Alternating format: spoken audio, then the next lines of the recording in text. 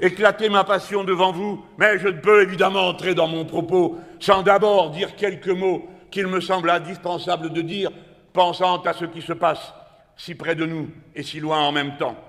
Je veux dire que la guerre, qui est encore aujourd'hui guerre d'agression des États-Unis d'Amérique et d'Israël contre l'Iran, insupportable, condamnable, nouvelle violation du droit international, quoi que l'on pense de tel ou tel régime, jamais nous n'accepterons que par l'invasion et les bombardements, on règle les problèmes politiques qui se posent. Si quelqu'un doit les régler, ce sont les peuples. Il faut condamner, et en condamnant, exiger le cessez-le-feu immédiat. Ce n'est pas un jeu, ce n'est pas une partie dont on discute interminablement sur des plateaux de télévision. C'est une agression monstrueuse contre un peuple qui détermine à sa manière et comme il le voudra ce qu'il va devenir, mais qui est présent dans l'histoire de la civilisation humaine depuis 3 millénaires à cet endroit. Ce sont les Parthes, ce sont les Perses, voilà qui sont les Iraniens. Et personne n'ira leur faire autre chose que ce qu'ils ont envie de faire par leur propre délibération. Cessez le feu et arrêtez de nous saouler avec cette histoire de libération du détroit d'Ormuz. Le détroit d'Ormuz est bloqué d'abord par les navires de guerre américains qui l'ont bloqué à un bout, raison pour laquelle l'Iran, en état de légitime défense, se bat contre cette armada qui se trouve à sa porte. Allez, rentrez chez vous et laissez les peuples déterminer eux-mêmes ce qu'ils veulent. Et puis la pensée se tourne vers Gaza. Et notre travail de solidarité n'est pas terminé, mesdames, messieurs. En ce moment même, il y a une pétition que nous avons lancée pour obliger le Parlement européen à délibérer et décider l'interruption des relations commerciales avec le gouvernement de M. Netanyahou aussi longtemps que durera le génocide. La France insoumise s'honore de marcher au premier rang de la lutte contre l'abominable génocide. Oui, mesdames, messieurs, et vous autres les plus jeunes, rappelez-vous de cet instant où il fallait choisir, déterminer et tenir bon, quoi qu'il arrive, quoi qu'on vous ait reproché, quelles qu'aient été les insultes, les mises en examen, les situations déférées dans des commissariats de police, comme ce fut le cas pour Rima Hassan, qui, pendant 11h30, a dû répondre à quelqu'un qui venait sans doute de découvrir sur la carte où était Gaza, pour quelle raison elle opinait pour telle ou telle solution. Voilà ce que nous avons vécu.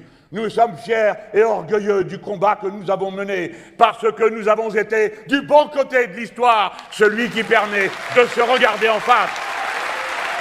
Il n'y a jamais eu dans nos cœurs la moindre haine à l'égard de qui que ce soit. Et je ne veux pas oublier ce jour où j'étais à Roubaix avec David qui m'avait invité à venir parler, et où j'ai dit aux gens qui se trouvaient là, et qui, comme vous le devinez, étaient Roubaix tel qu'elle est, et qui me regardaient quand je leur ai dit, ici, dans cette salle, nous ne confondons pas un sniper israélien avec un juif français, et que toute la salle a applaudi. Nous ne confondons pas. Je te vois, Jean-Paul Delescaux, en face de moi, avec Hamid Chebou, les dirigeants de la CGT du Nord, merci d'être là. Et toi, quand on a été te chercher le matin, eh bien c'est lui qui a gagné.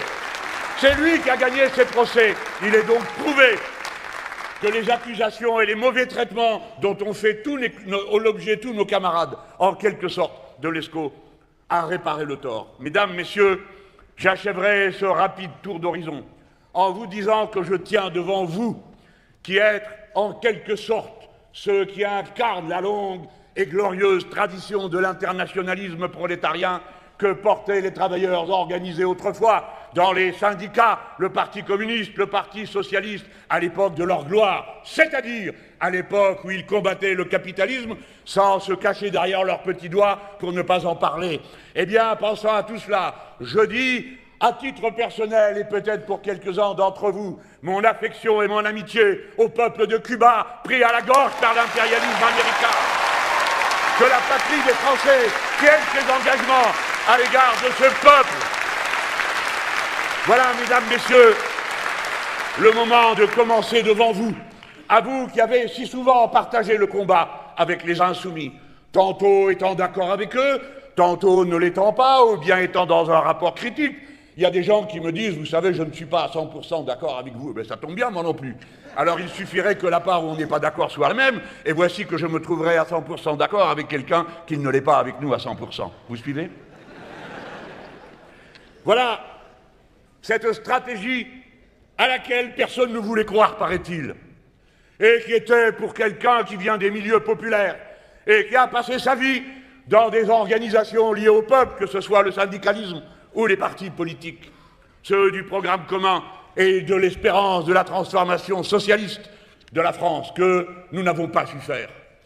Eh bien, cette méthode, ah, quelle trouvaille, quel génie politique j'ai été avec d'autres, qui a consisté à dire, si nous voulons gagner, il y a une chose à faire, aller chercher le peuple et l'appeler à son devoir, qui est de lutter, d'augmenter ses droits, de résister pour protéger ses acquis.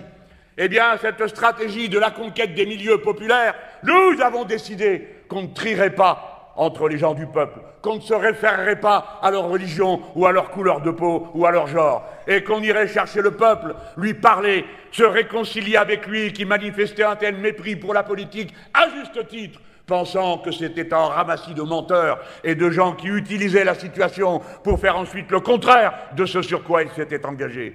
Voilà ce qu'est le mouvement insoumis. La réconciliation de la volonté de la révolution citoyenne avec la masse du très grand nombre, tel qu'il est, tels qu'ils sont les milieux populaires. Cette stratégie, pour la première fois, dans cette élection, vient d'être couronnée du succès qui lui a apporté le plus.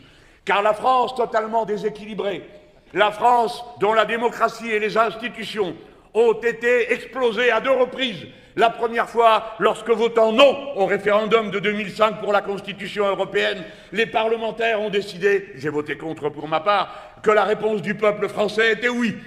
Et puis la deuxième fois, lorsque votant à l'appel du chef de l'État, à qui on n'avait rien demandé, sinon l'extrême droite qui l'avait fait, et qui a convoqué des élections anticipées, et on a vu en France cette chose incroyable, que le résultat d'une élection est nié par celui-là même qui l'a provoqué et qui a la responsabilité constitutionnelle de respecter le point de départ de toute république et de toute démocratie en France. Ici, le seul souverain, c'est le peuple. Voilà. La France, bousculée, piétinée dans ses convictions et les règles qui font que nous vivons ensemble. Car nous ne rêvons pas d'une France où tout le monde serait d'accord et où la majorité ayant tous les droits se les donnerait encore plus à l'égard des compatriotes. Il y a légitimement des opinions contraires et très contraires entre droite et gauche, entre ceux qui pensent qu'il faut conserver ce qui est tel qu'il est, pour qui le futur est un passé toujours recommencé, où l'on doit retrouver les mêmes têtes, les mêmes habitudes, et qui refusent tout ce qui vient de l'idée qu'on puisse changer, améliorer, regarder les autres d'une autre manière et vivre différemment. Ceux qui n'acceptent pas l'idée qu'une couleur de peau n'est pas une identité personnelle. Tous ceux qui ne peuvent pas accepter que lorsque l'on parle à une femme, on parle à son égal et non pas à quelqu'un qu'on domine et à l'égard desquels on doit avoir des comportements paternalistes.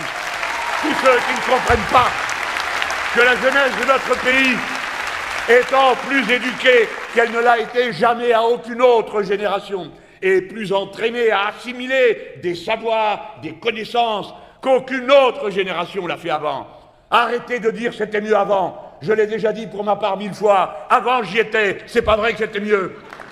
À main d'égard, c'était pire, bien pire, si je pense à la condition des femmes et à la manière avec laquelle étaient traités les nouveaux arrivants qui surgissaient des pays où on avait été les chercher et qu'on avait auparavant colonisés avant de les déporter par le travail. Voilà la vérité. Eh bien, il faut que la France change une nouvelle fois. Et qu'elle change d'autant plus profondément qu'elle a pris du retard sur l'essentiel, à l'intérieur de ses frontières et à l'extérieur de ses frontières. Oui, Monsieur le Président de la République, le temps est passé où on peut dire au président du Burkina Faso, tiens, où il est passé, il est allé réparer la clim. Le temps est passé où on peut dire au président de la République démocratique du Congo, ici c'est un arrangement à l'africaine quand vous votez. Et la réplique a bien cloué sur place, bien fait pour lui. Mais à nous, il nous fait honte de parler comme ça. À nous, il nous fait honte quand on est éjecté, comme si nous étions tous coupables des crimes qui ont été commis parfois en notre nom, et qu'on oublie tout ce qui nous lie à tous ces peuples, et d'abord par nos propres parentèles, par nos tatas, nos tontons, les grands-parents, et cette vie simple que nous avons, comme tous les êtres humains, étant mélangée à cette étape de l'histoire de la France. Il faut mettre les pages à jour. La stratégie que nous avons développée le permet. Pour la première fois, alors que la France est en crise démocratique, alors que comme résultat de cette crise, il y a eu l'explosion des partis traditionnels qui s'accrochent au passé, à des stratégies complètement désuètes, à une idée du monde qui n'existe plus et qui n'ont plus tous ces dominants qu'une préoccupation, maintenir les dominants dans leur domination. Point final, et pour le reste, les uns se gavent et les autres pâtissent.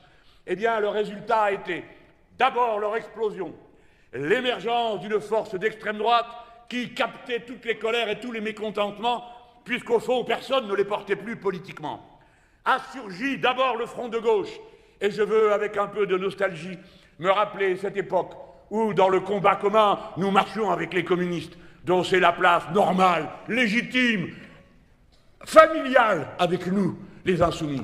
Voilà pourquoi tout fut commencé à ce moment-là. Et ce fut à Lille que l'on a vu pour la première fois un véritable débordement de tous les cadres. Je me rappelle d'une engueulade avec les communistes pour la taille de la salle qu'on allait réserver. Les uns disaient 4000, les autres disaient 7000, et moi je disais j'en sais rien. Et pour finir, on a pris ce qu'il y avait de plus grand, juste pour provoquer. Et quand mon camarade Pierre Laurent est arrivé, en entrant comme moi-même par la porte là-bas derrière, et je lui dis allez, on monte sur la terrasse pour voir. Mesdames, messieurs, il y avait 23 000 personnes. Toute la place était pleine, le boulevard aussi.